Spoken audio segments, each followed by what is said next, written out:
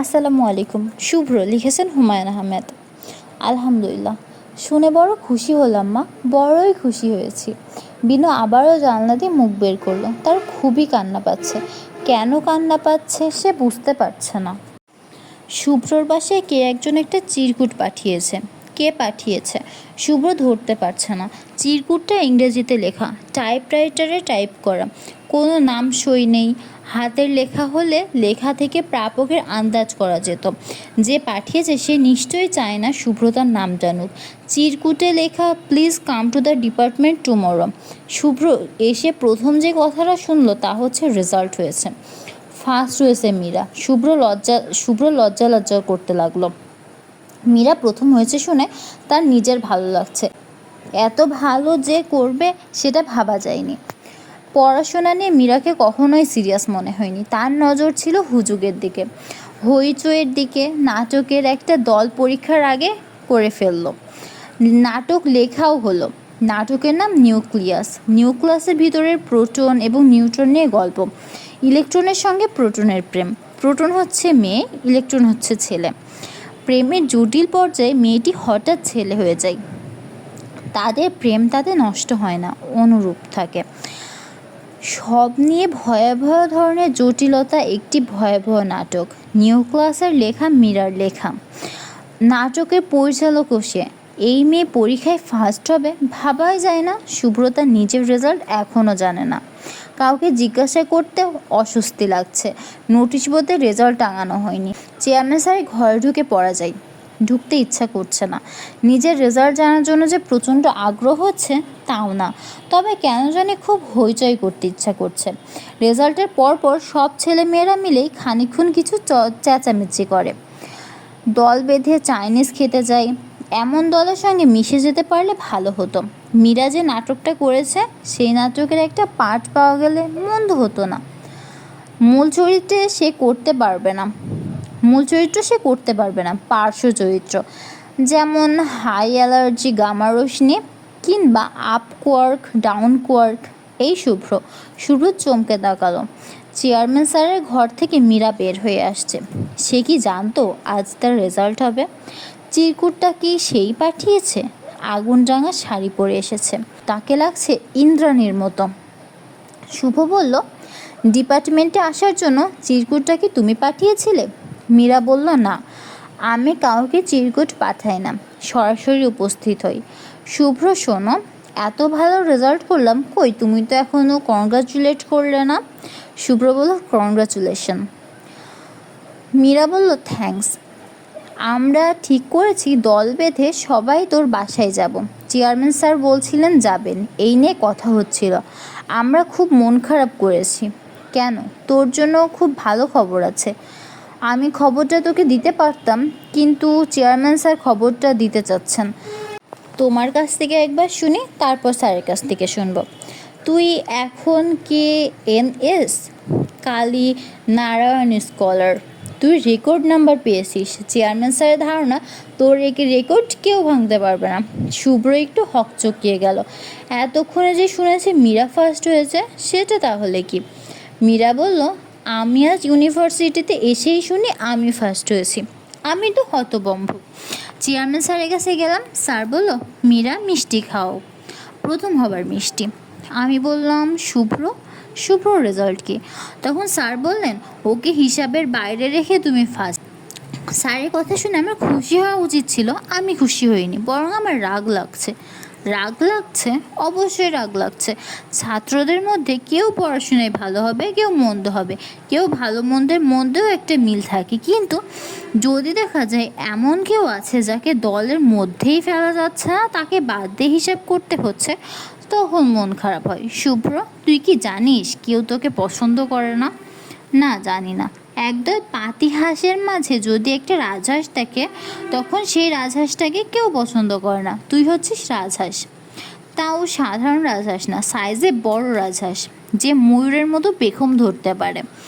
ও আচ্ছা, আমি যে রাজহাঁস, কিন্তু আমি সেটা জানি না।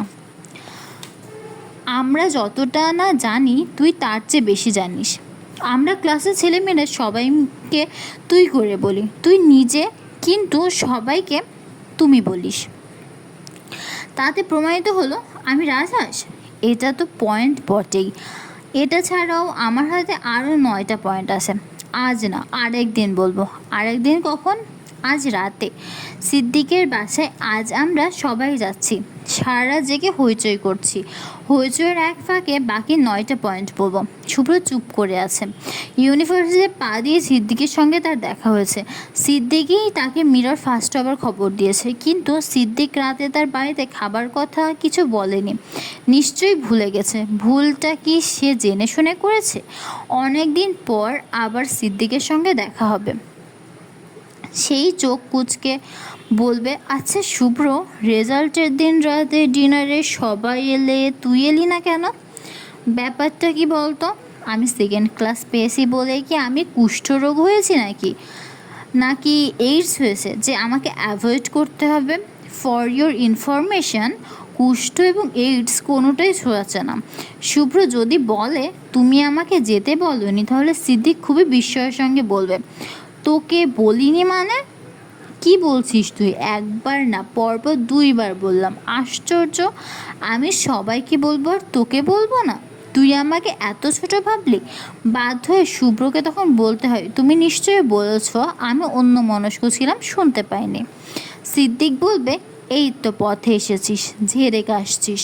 তোর ভাবভঙ্গি দেখে আমারই তো মনে ভয় ঢুকে গিয়েছিল। আমি ভাবলাম হয়তো আমিই বলতে ভুলে গিয়েছি। মীরা বলল, শুভ্র, তুই চেয়ারম্যান স্যারের সঙ্গে দেখা করে আয়। স্যার তোর সঙ্গে খুব কথা বলতে চাচ্ছিল। আরেকটা কথা, তুই কিন্তু অবশ্যই সিদ্দিকের বাসায় আসবি। আমরা অনেক ফান করব। একজন আধ্যাত্মিক ক্ষমতাসম্পন্ন মিডিয়ামকে আনা হচ্ছে। তাই নাকি? হ্যাঁ। ভদ্রলোক চোখ বন্ধ করে কিছুক্ষণ ধ্যান করে তারপর অতীত বলে দেয়। তুই সিদ্দিকের বাসা কোথায় জানিস? না। আমার বাড়িতে চলে আসিস, আমি নিয়ে যাব। শুভ্র চেয়ারম্যান স্যারের সঙ্গে কথা বলতে গেল। ফলিত পদার্থবিদ্যার চেয়ারম্যান আলতাফুর রহমান সাহেব খুবই গম্ভীর প্রকৃতির মানুষ। গম্ভীর এবং রাগী। তার সম্পর্কে প্রচলিত রসিকতা হচ্ছে, তিনি ছাত্র জীবনে যে মেয়েটার সঙ্গে প্রেম করেছিলেন তাকে প্রেমের কথাগুলো বলেছিলেন ধমকের সঙ্গে। মেয়েটাকে বিয়ের জন্য প্রপোজ করার পর সেই মেয়ে নাকি বলেছে, আপনি আমাকে বিয়ে করতে চান শুনে ভালো লাগছে, কিন্তু আপনি আমাকে ধমকাচ্ছেন কেন? ধমক দেবার মতো তো কিছু আমি করিনি। আলতাফ সাহেব শুভ্রকে দেখে চেয়ার ছেড়ে উঠে দাঁড়ালেন। বললেন, বিদেশে স্ট্যান্ডিং অভেন্স দেওয়ার নিয়ম আছে। তুমি আমার জন্য নিয়মটা চালু করো। আমি তোমার জন্য নিয়মটা চালু করলাম। উঠে দাঁড়ালাম। শুভ্র লজ্জিত ভঙ্গিতে হাসল। তোমাকে যে আমি কতটুকু পছন্দ করি তা কি তুমি জানো? জানি। না, জানো না। তবে আমার স্ত্রী জানে। ফিজিক্সের বাইরে আমি কোনো গল্প করতে পারি না। ফিজিক্সের বাইরে একটা বিষয় নিয়ে তার সঙ্গে গল্প করি। সেই বিষয়টা হচ্ছে তুমি। তুমি কি আমার কথায় লজ্জা পাচ্ছ? জি, পাচ্ছি। আমি তোমার জন্য সব ব্যবস্থা করে রেখেছি। তুমি ডিপার্টমেন্টে জয়েন করবে, অ্যাডহক ভিত্তিতে জয়েন করব। আমি পরে সব রেগুলারাইজ করে নেব। তুমি আজই জয়েন করো। শুভ্র তাকিয়ে রইল। আলতাফ সাহেব আগ্রহের সঙ্গে বললেন, তুমি আজ জয়েন করবে এবং বিকালে প্র্যাকটিক্যাল ক্লাস দিবে, যাতে আমরা পরে বলতে পারি শুভ্র নামে আমাদের এমন একজন ছাত্র ছিল যেদিন রেজাল্ট হয় সেদিনই ঢাকা ইউনিভার্সিটিতে জয়েন করে। ও আচ্ছা, আসল কথা বলতে ভুলে গিয়েছি। তুমি কি জানো তুমি কালীনারায়ণ স্কলার? শুভ্র কিছু বলল না, চুপ করে রইল। আলতাফ সাহেব বললেন, তুমি মন খারাপ করে বসে আছো কেন? Is anything wrong? শুভ্র বলল, স্যার আমি ডিপার্টমেন্টে জয়েন করতে পারবো না। আলতাফ সাহেব অবাক হয়ে বললেন, কেন? আমাকে আমার বাবার ব্যবসা দেখতে হবে।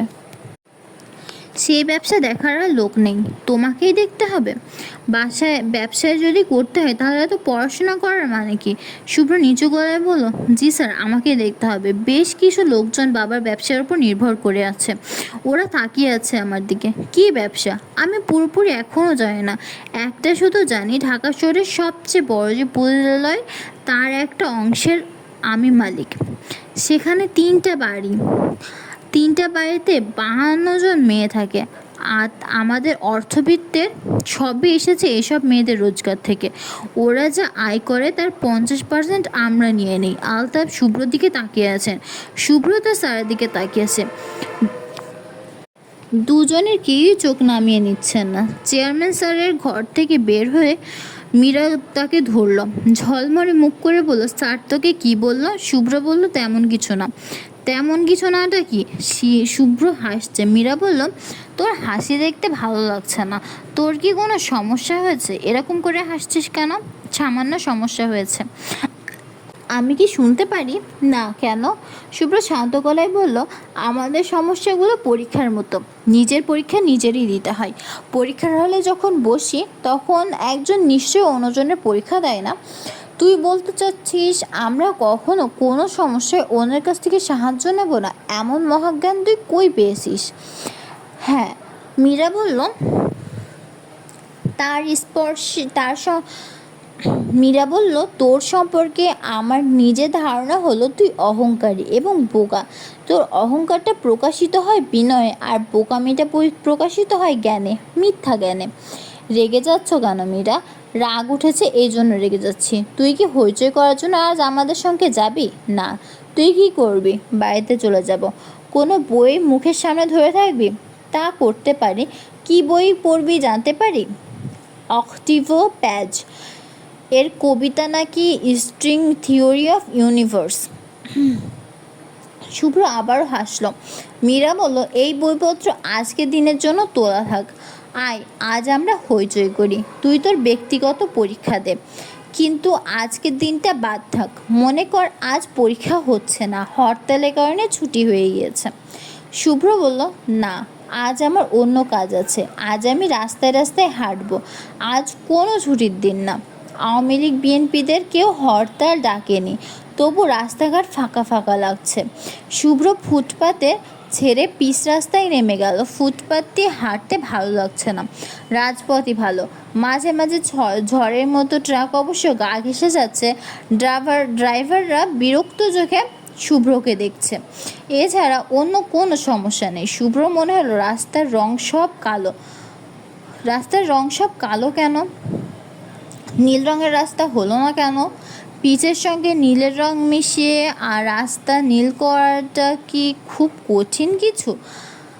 নীল রঙের রাস্তা মানে নদী নদী ভাব। ভবিষ্যতের পৃথিবীর রাস্তার রং কেমন হবে? কালোই থাকবে না, নীল, হলুদ, গোলাপি হবে। শুভ্রর ইচ্ছা করছে তার কোনো আত্মীয়স্বজনের বাড়ি হঠাৎ গিয়ে উপস্থিত হতে। দরজায় কর্নার নাড়বে। অনেকক্ষণ পর কেউ একজন দরজা খুলে অবাক হয়ে বলবে, আরে কে? শুভ্র না? তারপর যেই মানুষটা ভিতরের দিকে তাকিয়ে চেঁচিয়ে বলবে, দেখে যাও কে এসছে, দেখে যাও। আর সে ধরনের আত্মীয়স্বজন নিশ্চয়ই আছে, কিন্তু তাদের ঠিকানা শুভ্র জানে না। শুভ্র তাদের কাউকেই চেনে না, তারাও হয়তো শুভ্রকে চেনে না। একদিন আলতাফুর রহমান স্যার ক্লাস নিচ্ছিলেন। তিনি মাঝপথে লেকচার থামিয়ে হঠাৎ বললেন, তোমরা কি কেউ বলতে পারবে মানুষটা সমগ্র জীবনে সবচেয়ে বেশি কোন শব্দটা বলে? কেউ উত্তর দিল না। স্যার চক দিয়ে ব্ল্যাকবোর্ডে বড় বড় করে লিখলেন, না। না শব্দটা মানুষ সবচেয়ে বেশিবার বলে। তুমি ভালো আছো? না। মন ভালো? না। বেড়াতে যাবে? না। মানুষের পৃথিবী হচ্ছে নাময়, অথচ মানুষকে তৈরি করা হয়েছে হ্যাঁ বলার জন্য। লিসেন মাই বয়, মানুষ যেন কখনো হ্যাঁ ছাড়া না বলতে না পারে, প্রকৃতি সেই ব্যবস্থা কিন্তু করে রেখেছে। তোমরা একটু ভেবে দেখো, নিচের প্রশ্নগুলোর উত্তর কি ভাবো। হে মানব সম্প্রদায়, তোমরা কি ক্যান্সারের ওষুধ বের করতে পারবে? হ্যাঁ পারবো। এইডসের ওষুধ? হ্যাঁ পারবো। তুমি নক্ষত্রমণ্ডল জয় করতে পারবে? হ্যাঁ পারবো। জ্বর রোধ করতে পারবে? হ্যাঁ পারবো। মৃত্যু রোধ করতে পারবে? হ্যাঁ পারবো। মজার ব্যাপার দেখো, কোনো প্রশ্নের উত্তর মানুষ কিন্তু না বলছে না, অথচ সেই মানুষই তার ব্যক্তি জীবনে না বলে কাটিয়ে দিচ্ছে। মানুষের ভিতরে যত কন্ট্রাডিকশন আছে, তার কোনো কিছুতেই এত কন্ট্রাডিকশন নেই। এইটা মনে রেখো, দেখবে জীবনযাত্রা সামান্য হলেও সহজ হবে। শুভ্র জীবনযাত্রা সহজই ছিল, এখন থাকবে কিনা সে বুঝতে পারছে না। দ্রুত গতিতে একটা ট্রাক আসছে। ট্রাকের ড্রাইভার একবার অবহেলার দৃষ্টিতে শুভ্রর দিকে তাকাচ্ছে। শুভ্র হঠাৎ ইচ্ছা করলো আচমকা ট্রাকটার সামনে গিয়ে দাঁড়াতে। এই রকম একটা চিন্তা কি শুরু থেকেই মাথায় ছিল? হয়তো ছিল, না হলে ফুটপাত ছেড়ে সে রাস্তায় হাঁটছে কেন? ট্রাক ড্রাইভার হর্ন দিচ্ছে, সেই হর্ন শব্দ বিকট। শব্দ শোনার সঙ্গে সঙ্গে মাথা ধরে যায়। শুভ্রর মাথা ধরে গিয়েছে। এই শুভ্র চমকে তাকালো। বুড়ো মতো এক ভদ্রলোক ফুটপাত থেকে তাকে ডাকছে। বুড়োর গায়ে ময়লা পাঞ্জাবি, মুখ ভর্তি পান, পানের রস গড়িয়ে থুতনিতে পড়ছে। বুড়ো 2 হাত উঁচিয়ে শুভ্র ডাকছে। ফুটপাত শুভ্র ফুটপাতে এলে আমাকে চিনেছে। শুভ্র ফুটপাতে এলো। আমাকে চিনেছ? জি না, আমি তোমার শিক্ষক ছিলাম। যখন ছোট ছিলা তখন তোমাদের বাসায় প্রাইভেট পড়াতে যেতাম। আমার নাম আহমেদুল্লাহ। আমাকে চিনতে পারো নাই? জি না, আমি তোমারে দেখেই চিনেছি। তোমার চেহারা বদলায় নাই, আগে যেমন ছিল এখনও তেমনই আছে।